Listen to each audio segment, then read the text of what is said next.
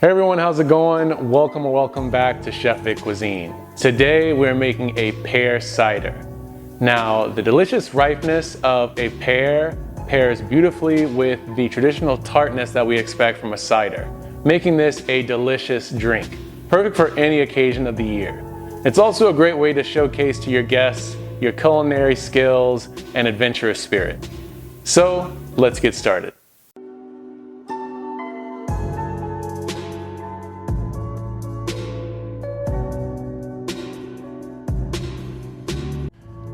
Hey there, all my food fans out there. This is Chef Vic here, and today we are whipping up a perfectly delightful treat that's gonna blow your taste buds away.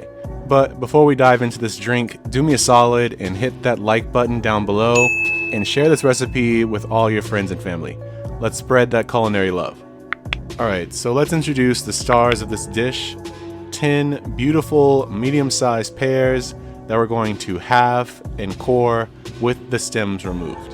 To make the coring process smoother, I like using a melon baller to get the job done. You can also use a small teaspoon to scoop out the seeds as well. We're also going to need one large orange that we're going to peel and break down into slices.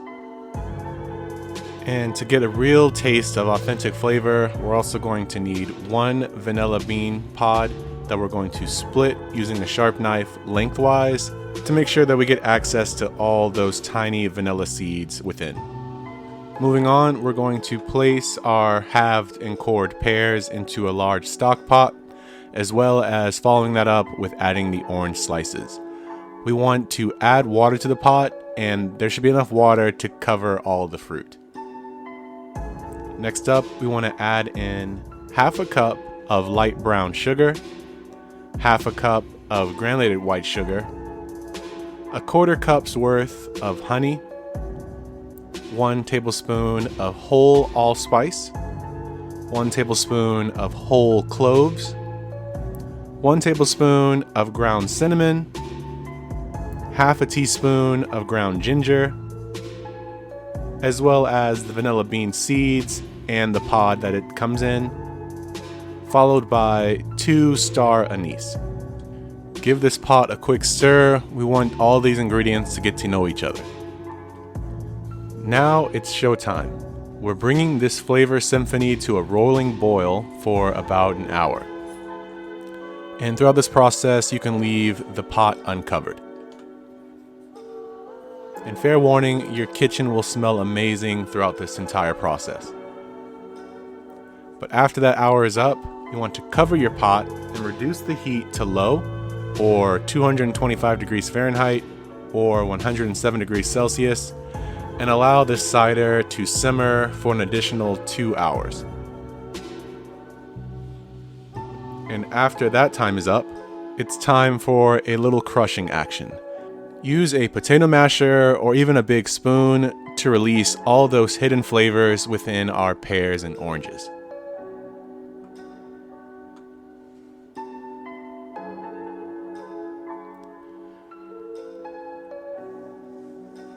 And here we want to strain our entire mix through a fine mesh sieve into a large pitcher or bowl to discard any of the solids left in the pot.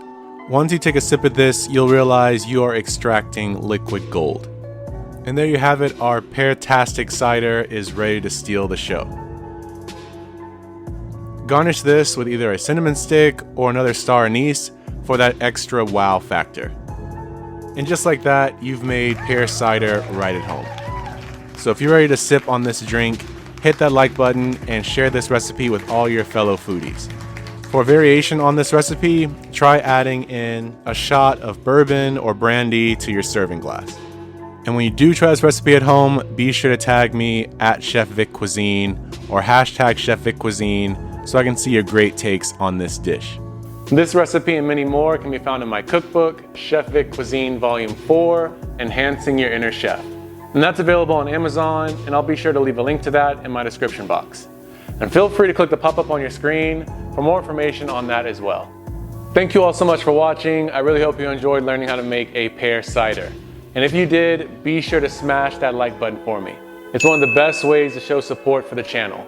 And And if you haven't done so already, be sure to hit that subscribe button too to catch more recipes just like this one. And sharing is caring, so if you enjoyed this recipe and think someone else will too, feel free to share this with all your family and friends.